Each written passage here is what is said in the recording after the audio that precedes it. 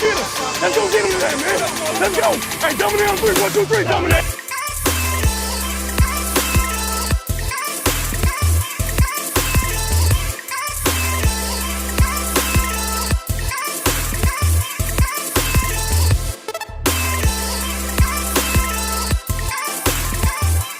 And that's why I do want to talk about the difference between the Philadelphia Eagles and the Dallas Cowboys, because the talking point from last week was that the Dallas Cowboys, because of the way that they generated turnovers, could provide a matchup for the 49ers in that department. What do you think are the differences between these two teams, and ultimately why Philly is the better team?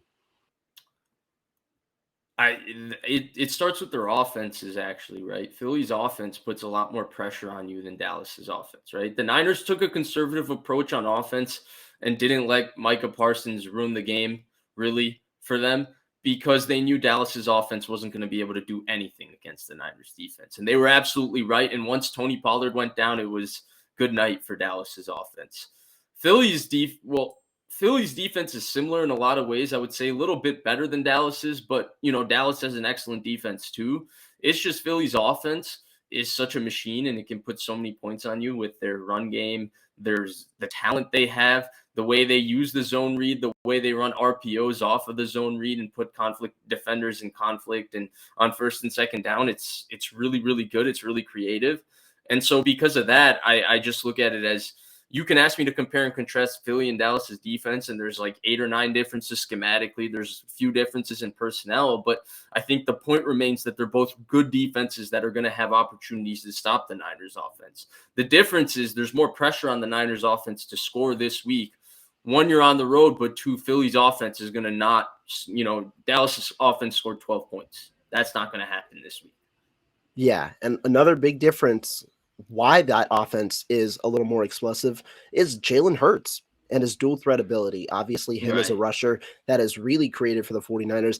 I saw the funny graphic this week of people trying to compare Jalen Hurts and Brock Purdy by putting the last 7 games or so and having that statistic. And it's a cool statistic. I mean, it just shows the impressive start to Brock Purdy's career, but it also discludes the entirety of Jalen Hurts' rushing stats in terms of his yards and stuff. And that also is a huge part of his game.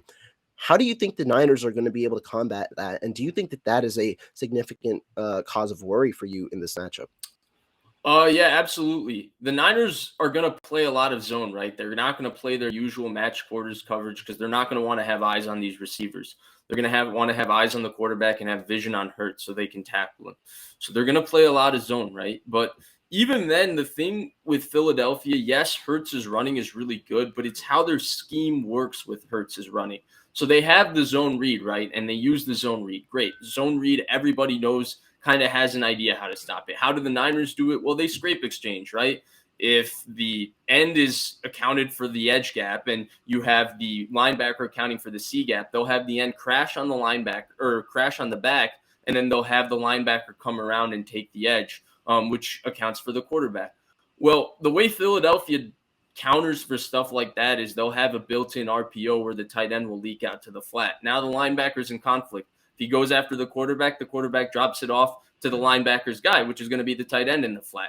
Well, if the linebacker stays with the tight end, now Hurts picks up 8 yards running. So it's really the scheme that's the matchup. I think Hurts individually as a runner, yeah, he's a terrific runner. He's really strong. He sets up blocks really well. He has great vision. He's got great ability to make people miss, but even with all of that, the Niners linebackers are so good, you would favor them in any matchup against any ball carrier.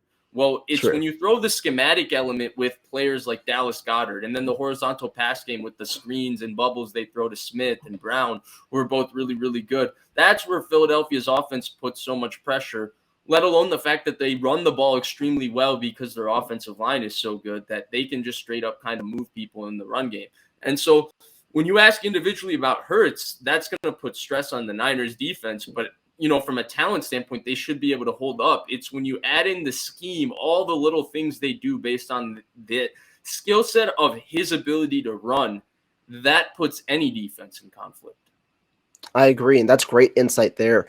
That's the difference. That's why, really, Eagles, Nick Sirianni, and that offensive coaching staff isn't held in high regard in the NFL.